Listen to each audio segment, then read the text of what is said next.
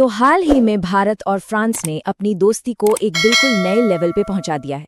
France के राष्ट्रपति का जो भारत दौरा हुआ, वो सिर्फ एक फॉर्मल मीटिंग नहीं थी, बल्कि ये आने वाले कल की एक ऐसी पार्टनरशिप की नींव है जो दुनिया की जियोपॉलिटिक्स को भी बदल सकती है। तो चलिए आज इसी पर बात करते हैं और समझते हैं कि इस दौरे के असली मायने क्या हैं और ये भारत के लिए इतना ज़रूरी क्यों है। तो सवाल यही उठता है कि आखिर ये दौरा इतना ज़रूरी क्यों है। आइए इस मुलाकात के 3 सबसे बड़े नतीजों को ज़रा करीब से देखते हैं, जो इसे भारत के भविष्य के लिए एक असली गेम चेंजर बना सकते हैं। देखिए, सबसे पहले तो ये समझना होगा कि ये सिर्फ दो नेताओं की एक बैठक भर नहीं है। ये असल में दोनों देशों के बीच आने वाले कई सालों के सहयोग की नींव रखने वाला एक बहुत बड़ा कदम है और इस पूरे दौरे की बुनियाद एक खास डॉक्यूमेंट पर टिकी हुई है। और वो डॉक्यूमेंट है होराइजन 2047 रोड मैप। ये एक तरह का स्ट्रेटेजिक विजन है जो साल 2047 तक भारत और फ्रांस की पार्टनरशिप किस दिशा में जाएगी ये तय करेगा।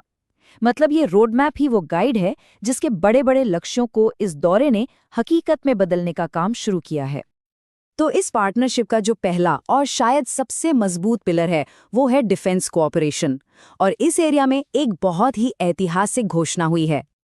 हम बात कर रहे हैं रफाल फाइटर जेट्स की, और कितने जानते हैं? पूरे 114। जी हाँ, ये आंकड़ा ही इस दौरे को इतना बड़ा बना देता है क्योंकि ये भारत की अब तक की सबसे बड़ी डिफेंस डील्स में से एक होने जा रही है। और इस डील की कीमत अंदाजा लगाया जा रहा है लगभग 3.25 लाख करोड़ रुपए। ये रकम सिर्फ एक सौदा नहीं है, बल्कि ये दोनों देशों के बीच गहरे मिलिट्री और स्ट्रेटेजिक भरोसे को भी दिखाती है। लेकिन सुनिए, इस डील का सबसे दिलचस्प पहलू सिर्फ इनकी संख्या या कीमत नहीं, बल्कि मेक इन इंडिया है। इन 114 जेट्स में से करीब 80% भारत में ही बनाए जाएंगे।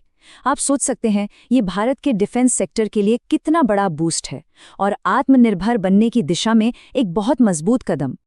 चलिए अब दूसरे पिलर पर आते हैं जो सीधे सीधे भविष्य की टेक्नोलॉजी से जुड़ा है।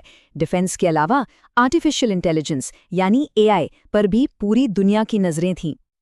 फ्रांस के राष्ट्रपति का ये दौरा ठीक उसी समय हुआ जब नई दिल्ली में दुनिया का सबसे बड़ा एआई समिट चल रहा था। अब ये कोई इत्तेफाक तो था नहीं, बल्कि ये साफ साफ दिखाता है कि टेक्नोलॉजी के दुनिया में भारत का प्रभाव कितना बढ़ रहा है। इस समिट में कौन कौन आया था, उससे इसकी अहमियत का अंदाजा लगाइए। गूगल के सुंदर पिचाई, ओपन एआई के सैम ऑल्टमैन, इन्विडिया के जेनसन हुआंग और तो और बिल गेट्स भी। टेक्नोलॉजी की दुनिया का हर बड़ा नाम यहाँ मौजूद था। ये इस बात का सबूत है कि एआई के फ्यूचर की कोई भी बात अब भारत के बिना हो ही नहीं सकती। लेकिन ये दोस्ती सिर्फ डिफेंस और एआई तक ही नहीं रुकी है। अब ये पार्टनरशिप कई नए और बहुत ही जरूरी स्ट्रेटेजिक एरिया में भी फैल रही है। इन नए एरिया में शामिल है इंडो पैसिफिक रीजन में सिक्योरिटी, स्पेस में नई खोज और सिविल न्यूक्लियर एनर्जी, जिसमें छोटे मॉड्यूलर रिएक्टर्स पे खास फोकस किया जा रहा है। और इतना ही नहीं, साल 2026 को India France year of innovation के तौर पर मनाने का भी फैसला हुआ है।